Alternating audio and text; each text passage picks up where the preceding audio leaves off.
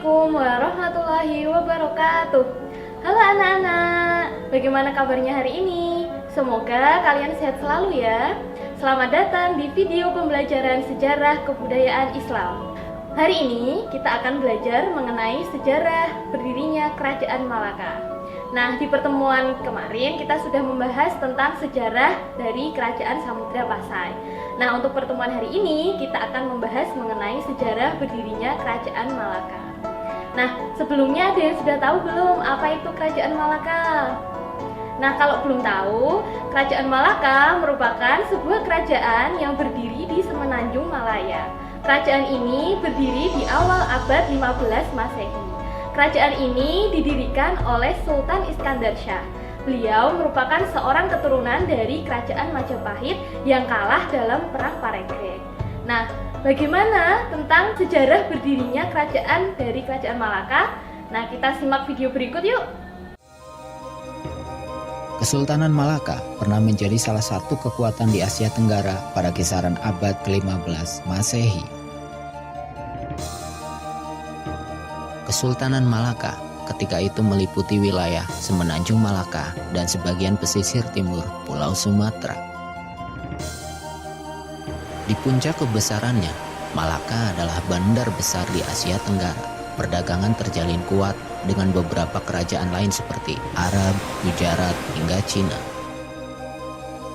Kesultanan Malaka dirintis oleh seorang pangeran Hindu Sriwijaya yang bernama Parameswara. Parameswara memiliki istri yang merupakan putri dari Kerajaan Majapahit. Penghujung abad ke-13 Masehi. Ketika itu, Majapahit dilanda perang saudara setelah wafatnya Raja Hayam Wuruk. Parameswara pun terpaksa terlibat di dalamnya. Permulaan abad ke-14 Masehi, Parameswara yang kalah dalam perang saudara tersebut memilih melarikan diri ke sebuah pulau kecil bernama Tumasek. Kelak Tumasek bernama Singapura. Keberadaan Parameswara yang berada di Tumasek pun diketahui oleh pihak Majapahit. Tidak menunggu lama, armada besar angkatan laut Majapahit menyerbu Tumasek. Tumasek pun segera menjadi karang abang. Parameswara dan pengikutnya pun melarikan diri masuk ke Semenanjung Malaka, sebuah tempat yang berada di sebelah utara Tumasek. Di tempat baru tersebut, Parameswara dan pengikutnya mulai membangun kerajaan baru. Parameswara berhasil meyakinkan para penduduk setempat untuk bekerja sama membangun sebuah kerajaan. Parameswara melihat potensi maritim Malaka yang merupakan jalur pelayaran internasional. Sebuah pelabuhan besar pun segera dibangun. Parameswara mampu dengan jeli melihat potensi ekonomi kerajaannya. Pelabuhan yang dibangunnya segera menjadi bandar perdagangan besar. Puluhan kapal-kapal dagang dari berbagai kerajaan besar lainnya pun bersandar di pelabuhan Malaka, terutama dari Arab dan Gujarat. Bukan hanya perdagangan yang berkembang pesat di Malaka, persinggungan Malaka dengan para pedagang dari Arab dan Gujarat membuat mereka mengenal sebuah agama baru. Pelan tapi pasti, agama baru tersebut mempengaruhi para penduduk Malaka. Pengaruh agama baru tersebut bukan hanya kepada penduduk Malaka. Parameswara pun akhirnya ikut memeluk agama baru yang dikenal sebagai agama Islam. Setelah memeluk Islam, Parameswara bergelar Sultan Iskandar Shah. Malaka pun resmi menjadi kesultanan dan merupakan kerajaan Islam di Nusantara.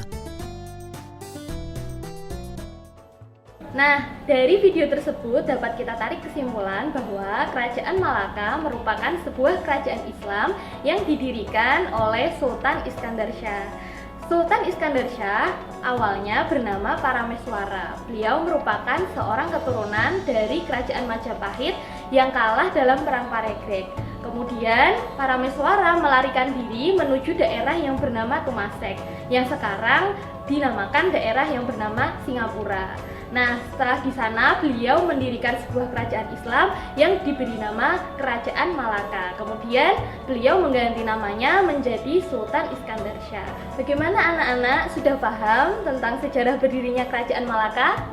Nah, kalau ingin tahu lebih lanjut terkait pemerintahannya, kemudian siapa aja yang memimpin, masa kejayaan maupun masa kemundurannya, kita akan bahas di pertemuan berikutnya ya. Baik, selesai sudah pembelajaran kita pada hari ini. Nah, apabila kalian ada pertanyaan, silahkan tulis di kolom komentar ya. Terima kasih atas perhatiannya. Saya akhiri. Wassalamualaikum warahmatullahi wabarakatuh.